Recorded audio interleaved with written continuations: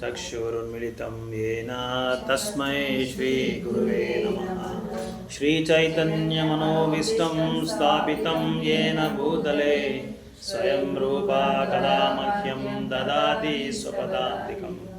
वन्देऽहं श्रीगुरु श्रीयुतपदकमलं श्रीगुरुन् वैष्णवांश्च श्रीरूपं साग्रजातं सहगना रघुनाथान्वितं तं सजीवं साद्वैतं सावधूतं परिजनसहितं कृष्णचैतन्यदेवं श्रीराधाकृष्णपादान् सहगना ललिता श्रीविशाखान्वितं च। हे कृष्णा करुणा सिन्धु दीनबन्धु जगत्पते गोपेश गोपिका कान्ता राधा कान्ता नमोऽस्तुते। तप्तकाञ्चन गौराङ्गे राधे वृन्दावनेश्वरी वृषभानुसुते देवी प्रणमामि हरिप्रिये। वाञ्छाकल्पतरुभ्यश्च कृपा सिन्धुभ्य एव च पतितानां पावनेभ्यो वैष्णवेभ्यो नमो नमः। जय श्री कृष्ण चैतन्य प्रभु नित्यानंद श्री अद्वैत गदाधर श्रीवासादि गौर भक्तवृंद। हरे कृष्णा कृष्ण कृष्ण हरे हरे हरे राम राम राम हरे हरे। हरे कृष्ण कृष्ण कृष्ण हरे हरे हरे राम राम राम हरे हरे। हरे कृष्ण कृष्ण कृष्ण हरे हरे हरे राम राम राम हरे हरे। ग्रंथराज श्रीमद् भागवतम की जय।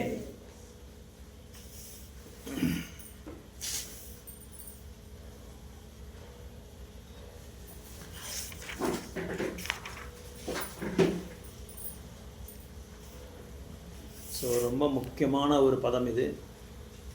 இந்த பதத்தை நம்ம நல்லா புரிஞ்சுக்கிட்டால் நம்மளோட சத்சங்கம் தொடர்ந்து செயல்படுத்திட்டே இருக்கலாம். இந்த ஸ்லோகத்தில் என்ன சொல்கிறாங்கன்னா, முக்கியமாக ஸ்ரவணத்தை பற்றி சொல்கிறாங்க. ஸ்ரவணத்தை பற்றி அதோட முக்கியத்துவம் என்ன, எப்படி இந்த ஸ்ரவணத்தினால நம்ம பக்தி சேவையை நம்ம செலுத்த முடியும் அப்படின்றது இந்த ரொம்ப சம்பூர்ணமாக விளக்கத்தை கொடுத்துருக்காங்க. ஸ்ரவணம் கீர்த்தனம் இந்த ரெண்டு ரொம்ப முக்கியமானது. பக்தியில் 9 நிலையான 9 வகையான பக்தி சேவைகள் இருக்குது. அதில் ரொம்ப முக்கியத்துவம் வாழ்ந்தது ஸ்ரவணம்.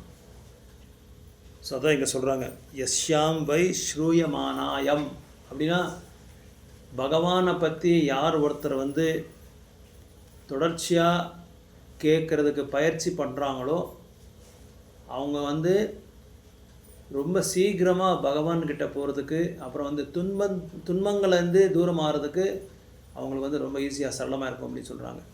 எந்த மாதிரி துன்பமும் அப்படின்னா, ஷோகா மோக பயம். இந்த ஷோகா அப்படின்னா லேமெண்டேஷன், துன்பம் அப்படின்னு அர்த்தம். மோகான்னா மாயை, பயம்னா நம்மளுக்கு இது எப்படி இந்த 3 எப்படி எதை பற்றி சொல்கிறாங்க அப்படின்னா, past present future. What you say for that? Past present future. பவிஷ்யத்து, இறந்த காலம் நிகழ்காலம் எதிர்காலம். இறந்த காலம் நிகழ்காலம் எதிர்காலம். கரெக்ட். ಏನು ಹೇಳಿದೆ ಕನ್ನಡದಲ್ಲಿ? ಭವಿಷ್ಯತ್ತು ಫ್ಯೂಚರ್. ಹೌದು. ವರ್ತಮಾನ ಕಾಲ, ವರ್ತಮಾನ ಹಿಂದೆ ಆಗಿರೋದು. So present past future. So இந்த 3 ஏன் இந்த 3 சொல்லுக்கு சில உறவு இருக்குது. என்ன உறவு அப்படின்னா, நம்ம எதுக்காக பயப்படுவோம், எதுக்காக நம்ம நம்மளுக்கு துன்பம் வருது அப்படின்னா, பின்ன என்ன நடந்திருக்கோ அந்த சம்பவங்களை நம்ம என்ன பண்ணுவோம்னா, we meditate on that, we lament on that, we start thinking about the same miseries. நம்ம என்னென்ன நடந்திருக்கோம் நம்மளுக்கு துன்பங்கள் என்னென்ன நடந்திருக்கோ, சம்பவங்கள் என்னென்ன நடந்திருக்கோ, பிறவியில் ஆகட்டும், இல்லை இதே வாழ்க்கையிலே வந்து பின்னாடி ஏதாவது நம்மளுக்கு நடந்திருந்தா, ஒரு சம்பவம் நடந்திருந்தா, அந்த சம்பவத்துலேருந்து நம்ம வெளியே வர்றதுக்கு ரொம்ப ரொம்ப ரொம்ப கஷ்டமாயிடும். அதை பற்றி நம்ம யோசனை பண்ணிகிட்டே இருப்போம். சப்போஸ் ஒரு நம்ம உறவினர்கள் யாரோ ஒருத்தர் வந்து உடலை விட்டார் அப்படின்னு நினச்சிட்டா, அப்படின்னு சொல்லி நம்ம வந்து அது பார்த்து அவங்க வீட்டில் உட்காந்து கொஞ்சம் அழுந்துட்டு அவங்க நம்மளுக்கு கதையை சொல்லுவாங்க. ஐயோ, நான் ஒரு அடி கூட அடிக்கலையே, இவன் இறந்துட்டானே அப்படின்னு சொல்லி. எங்கள் பெரியம்மா அப்படி தான், எனக்கு இப்போ ஞாபகம் வருது. எங்கள் பெரியம்மாவோட பையன் இறந்துட்டார் சமீபத்தில், ஒரு மாதத்துக்கு முன்னாடி. அவர் எங்கள் அம்மா பெரியம்மா வந்தவர்கள்லாம் அதே சொல்கிறாங்க. ஒரு நாள் கூட நான் ஒரு அடி கூட அவங்கள போடவே இல்லை, அடித்ததே இல்லை வாழ்க்கையில். அதான் அவர் சொல்கிறாரு, வந்தவங்களுக்கு அதே சொல்கிறாங்க. ஸோ அப்படி அந்த நிகழ்ச்சி, அந்த ஒரு சம்பவத்தை வந்து நம்மளால் ஜீர்ணிக்க முடியாது. அதனால் அந்த போனவங்களை பற்றி இல்லை சம்பவம் ஆனதை பற்றி நம்ம என்றைக்குமே வந்து நினச்சி வருத்தப்படக்கூடாது. எக்ஸாக்ட்லி, நினச்சி வருத்தப்படக்கூடாது. அப்படி நினச்சி வருத்தப்பட்டால் என்ன ஆகும் தெரியுமா? பவிஷ்யத்துலேயோ இல்லை இப்போ நடக்கிற ஒரு வாழ்க்கையில் நம்ம வந்து எதுவுமே வந்து ஒரு வீரமாக போராட முடியாது. அதான் இங்கே சொல்கிறான் ஷோக்கா. அப்படி அதான் என்ன சொல்கிறது, மிசரிஸ், துன்பங்கள். மோகா அப்படின்னா too much attachment for that. ஒரு பௌதிகமான பொருளுக்கோ இல்லை பௌதிகமான நபர்களுக்கோ இல்லை பௌதிகமான விஷயங்கள், எந்த விதமான ஒரு பௌதிகமான விஷயங்களுக்கோ வந்து பயங்கரமான பற்று வச்சுக்கக்கூடாது. யார் மேலே எவ்வளோ நம்ம பற்று வச்சுக்கிறோமோ அவர் தான் நம்மளுக்கு என்ன பண்ணுவாங்க, விரோதியாக மாறுவாங்க. அவங்க தான் நம்மளோட மரணத்துக்கே காரணமாகிடுவாங்க. நிறைய இதில் நான் பார்க்குறேன். எக்ஸாம்பிள் வந்து துரோணாச்சாரியா வந்து அவ்வளோ பெரிய என்ன சொல்கிறது குருநாதராக இருந்தாலும் அவரோட இந்த படம் பேரே அதுதான், தி சன் ஆஃப் துரோணா பனிஷ்டு. அவர் மேலே அந்த அளவுக்கு பற்று, அவர் மேலே பையன் மேலே. அது அந்த பற்றுனாலேயே அவங்களுக்கு என்ன ஆச்சுன்னா அவங்க மரணத்துக்கு காரணம் ஆயிடுச்சு. அதே மாதிரி மகாபாரதத்தில் வேறு யாராவது சொல்ல முடியுமா நீங்கள்? பயங்கரமான பற்று அவங்க பையன் மேலே. திருதராஷ்டிரா என் பையன்தான் அரசபையை வந்து ஆளணும், யாருமே ஆளக்கூடாது. அவர் வாழ்க்கை எல்லாமே அவர் தியானம் பண்ணது அதை பற்றி தான். எப்பொழுதுமே நான் என் பையன்தான். ஏன்னா என்னால் ராஜனாக ஆக முடியல, என்னால் வந்து மன்னராக முடியல, அட்லீஸ்ட் என் பையனாவது. உங்களுக்கு தெரியுமோ தெரியாதோ, நீங்கள் மகாபாரதத்தை படிச்சிருக்கணும் இல்லை யாருக்காவது கேட்டிருக்கணும்னு தெரியாது. துரியோதன் நான் நிறைய தடவை சொல்லியிருக்கேன், நிறைய தடவை இங்கே நம்ம சனிகண்ண கோயிலில். துரியோதனன் வந்து அவன் பிறந்த பிறகு உடனே வந்து எல்லா இடத்துலையும் அல்லக்கல்லோலம், எல்லா இடத்துலையும் அமங்கலம், அயோக்கியத்தனம், மோசம், எல்லா இடத்துலையும் மோசடி. உடனே வியாசதேவர் சொன்னார், இவனை தூக்கி வந்து காட்டில் போட்டுருங்க, இவனை இங்கே வைக்காதீங்க அப்படின்னு சொல்லிட்டாங்க. யாராவது பண்ணுவாங்களா அப்படியே? அவனால் உலகத்துக்கே அவன் அது வந்து பெரிய இதாக கோரமான ஒரு சம்பவம் நடந்தால் கூட நம்ம போட்டுறோமா நம்ம பையனை? யாராலையும் முடியாது. ஆனால் வியாசமஹர்ஷி சொல்கிறாரு, நீ உடனே போகலன்னா உனக்கு ஒரு பெரிய ஆபத்து நடக்க போகுது, இந்த குரு சபையே வந்து அழிஞ்சிட போகுது. இவனுக்கு பிறப்பு கொடுத்து இவனை வந்து நீ அங்கே போடாமல் இருந்த எங்க காட்டில். ஏன் காட்டில் போட சொல்கிறாங்கன்னு சொல்லுங்க பார்க்கலாம். காட்டில் அவனை வதம் பண்ண சொல்ல, காட்டில் போடுறங்க அப்படின்றாங்க. ஏன்னா இங்கே இருந்தால் அவனால் எல்லாமே அழிஞ்சிட போகுது. காட்டில் இருந்து அவன் எப்படியாவது வாழ்ந்துடுவான், காட்டில் இருந்து அவன் எப்படியாவது வாழ முடியும். இங்கேருந்து என்ன பண்ணோமா, அவன் பண்ணுற குற்றத்தினால, அவன் பண்ணுற வந்து அராஜகத்தினால எல்லாருக்குமே வந்து என்ன ஆகுது, பாதிப்பு, பயங்கரமான பாதிப்பு. அதனால தான் அந்த காலத்தில் அரசரங்களாம் என்ன பண்ணுவாங்கன்னா, யாராவது பாவத்தையே பண்ணிட்டு இருந்தா உடனே என்ன பண்ணுவாங்க, அவனை தண்டனை கொடுத்துருவாங்க, மரண தண்டனை கொடுத்துருவாங்க. ஏன்னா மரண தண்டனை கொடுக்காம இருந்தால் அவன் என்ன பண்ணிட்டோம், தொடர்ந்து பண்ணிகிட்டே இருப்பான். மரண தண்டனை கொடுத்தா அட்லீஸ்ட் அடுத்த பிறவியில் அந்த பிறவியில் வந்து அது ஸ்டாப் ஆகிடும், அந்த நம்பர் ஆஃப் கவுண்டிங் ஸ்டாப் ஆகிடும். அதனால் அடுத்த பிறவி அடுத்த பிறவிக்கு அவன் வந்து அட்லீஸ்ட் ஏதாவது ஒரு நல்ல ஒரு பக்தராவோ இல்லை நல்ல ஒரு என்ன சொல்கிறது சிட்டிசன் ஒரு சிட்டிசனாக குடிமகனால் வாழ்ந்துட்டோம் அப்படின்னு சொல்லி உடனே அவனுக்கு வந்து மரண தண்டனை கொடுத்துருவாங்க.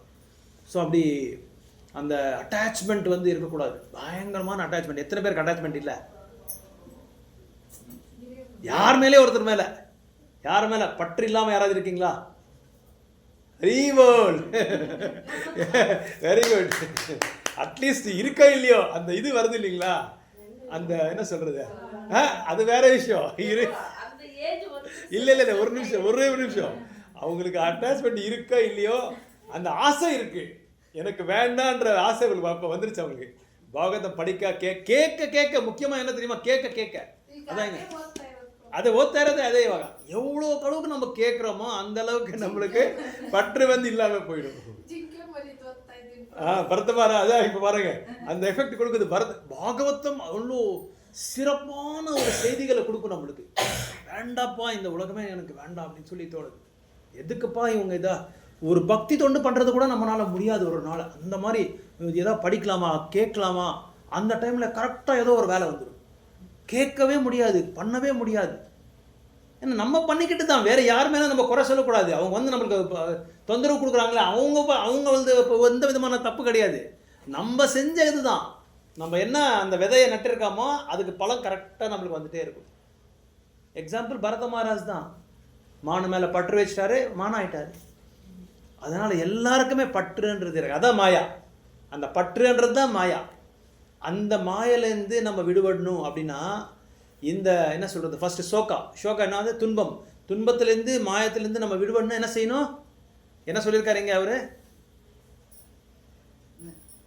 கேட்கணும். ஸ்ரவணம் ஸ்ரவணம் ஸ்ரவணம் ஸ்ரவணம், நல்லா கேட்கணும்.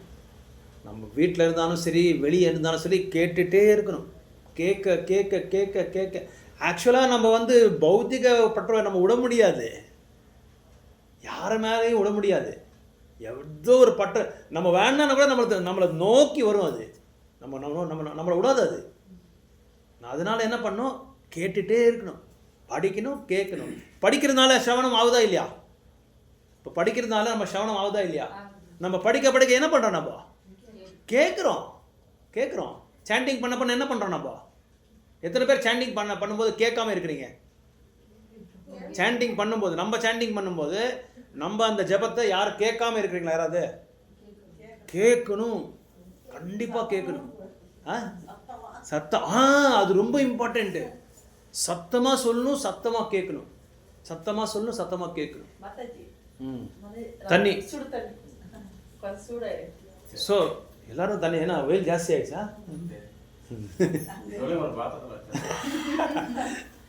சரி, அப்போது இந்த சோக்கத்துலேருந்து, இந்த மாயிலேருந்து, இந்த இதுலேருந்து நம்ம விடுபடணும்னா நிறைய கேட்கணும்.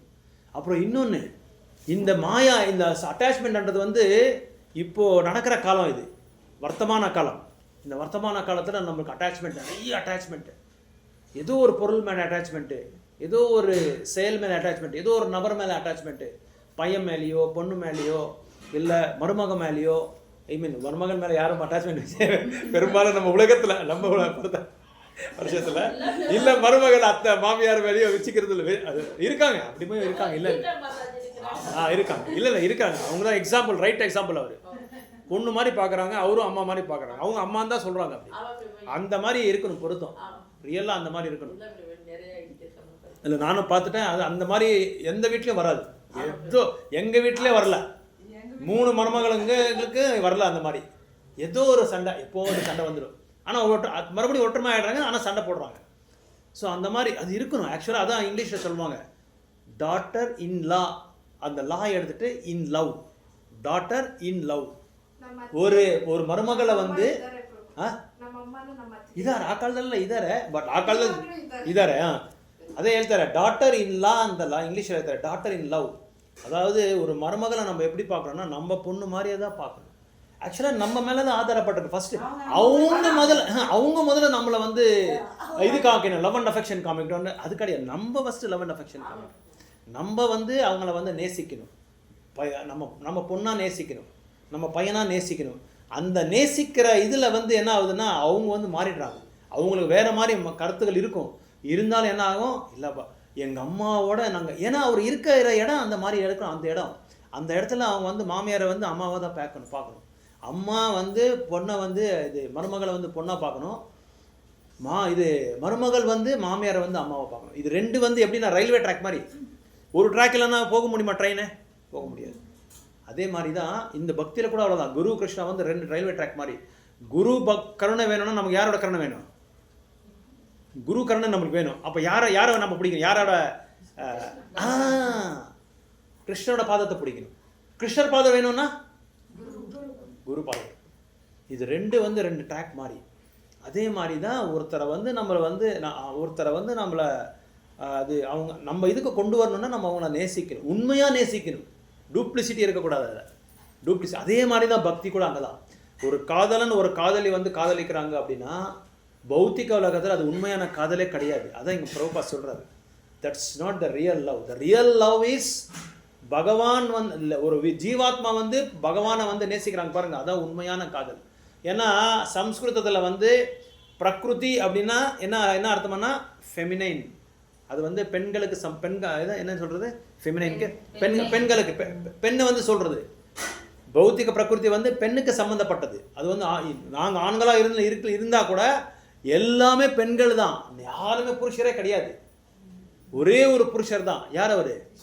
புருஷோத்தமர். அவர் ஒருத்தர் தான் புருஷர், வேறு யாருமே கிடையாது. அதான் அவர் தான் உண்மையான புருஷர். கிருஷ்ணே பரம புருஷ, சாதாரணமான புருஷ கிடையாது. அவர் சுப்ரீம் பர்சனாலிட்டி ஆஃப் காட், தெய்வோத்தம பரம புருஷர். அவர் முழுமுதை கடவுள். அவர் ஒருத்தர் தான். நம்ம எல்லாருமே பெண்கள் தான். அதனால தான் நம்ம என்ன செய்யணும்? யாரை நேசிக்கணும்? யாரை நம்ம காதலிக்கணும்? பகவானை காதலிக்கணும். நான் பகவானை காதலிச்சு பகவான் என்ன பண்ணுவார்? நம்மளை காதலிப்பார். அதனால தான் ஒருத்தர் தான் நம்மளுக்கு எல்லாத்துக்குமே பரமபுருஷர் ஒருத்தர் தான். அவங்கள நம்ம காதலிக்கிறோம். அதை விட்டு நம்ம என்ன செய்கிறோம்? யாரையோ காதலிச்சுட்டு என்ன பண்ணுறோம்? கடைசியில்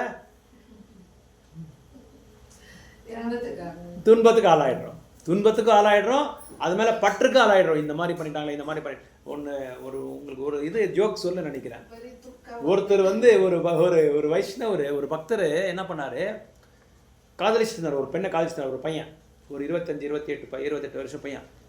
நல்லா காதலிச்சுட்டு என்ன பண்ணால், நான் அப்படியே போயிட்டு 2 பேரும் அங்கே போகிறது இங்கே போகிறது எல்லாமே ஆயிடுச்சு. அதுக்கப்புறம் என்ன ஆச்சுன்னா, ஒரு 2-3 வருஷத்துக்கு ஆன பிறகு என்ன ஆச்சுன்னா, திருமணம் ஆகலை. அப்படி யாருக்கும் தெரியாமல் பண்ணிட்டு இருக்காங்க.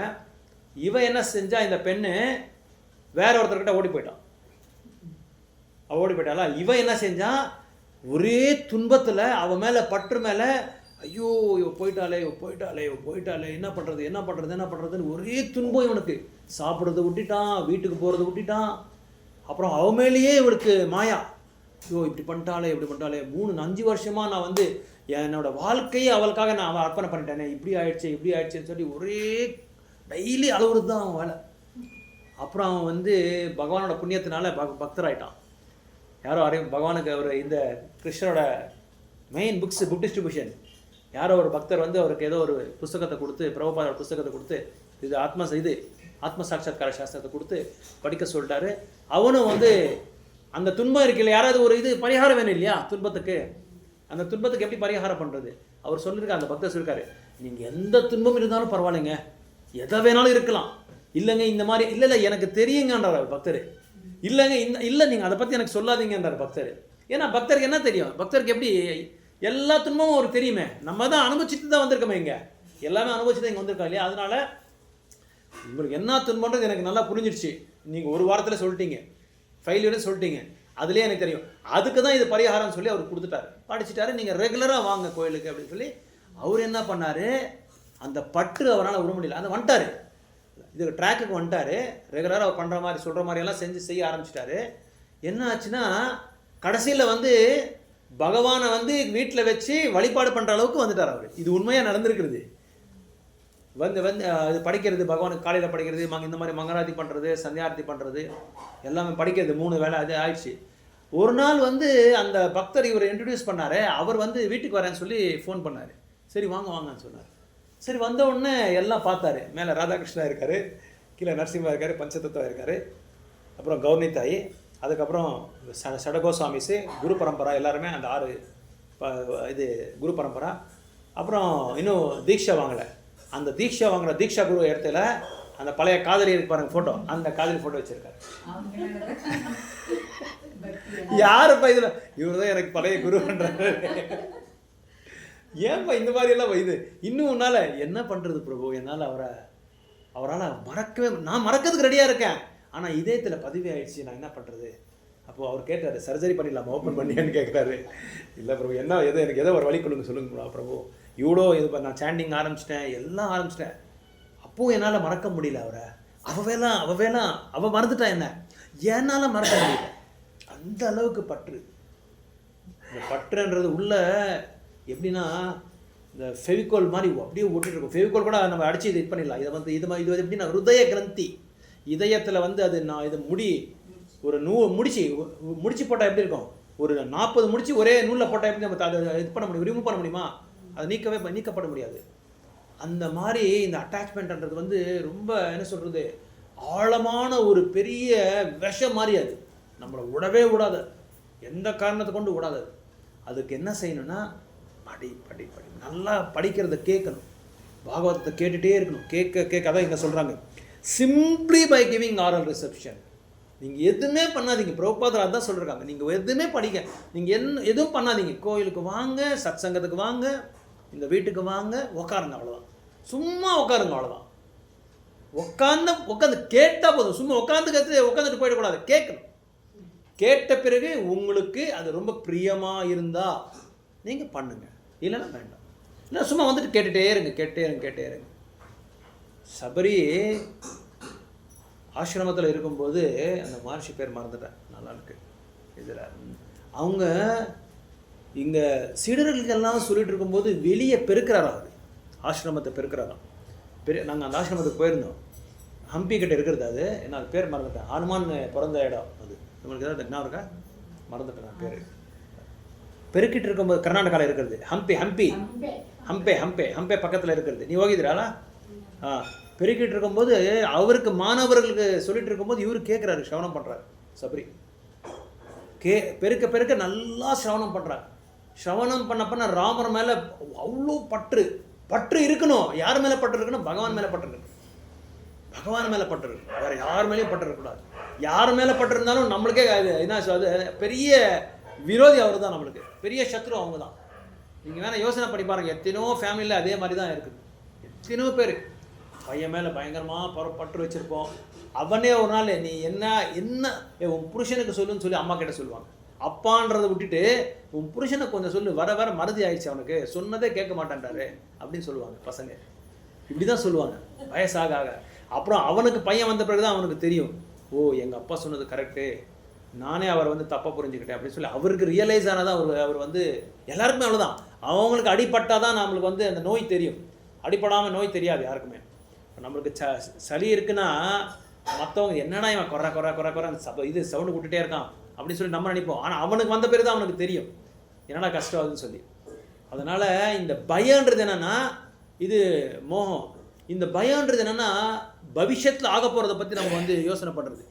ஓ என்ன ஆகிட போகுதோ, என் குழந்தைங்களுக்கு என்ன ஆகிட போகுதோ, என் புருஷனுக்கு என்ன ஆகிட போகுதோ, என் மனைவிக்கு என்ன ஆகிட போகுதோ, என் இது என்ன அரண்மனை மாதிரி கட்டிருக்கேன் என் என்னோட வீட்டுக்கு என்ன ஆகிட போகுதோ, என்னோட பெரிய பங்களாக்கு என்ன ஆக போதோ, என்னோட பேங்க் பேலன்ஸ் யார் எடுத்துகிட்டு போகிறாங்களோ, அப்புறம் என்ன இது உலகத்தில் இந்த மாதிரி நிறைய கொடுமையான ஒரு சம்பவங்கள்லாம் நடந்துட்டுருக்கு, எனக்கு எதாவது ஆகிட போகுதோ சொல்லி ஒரு பயம்.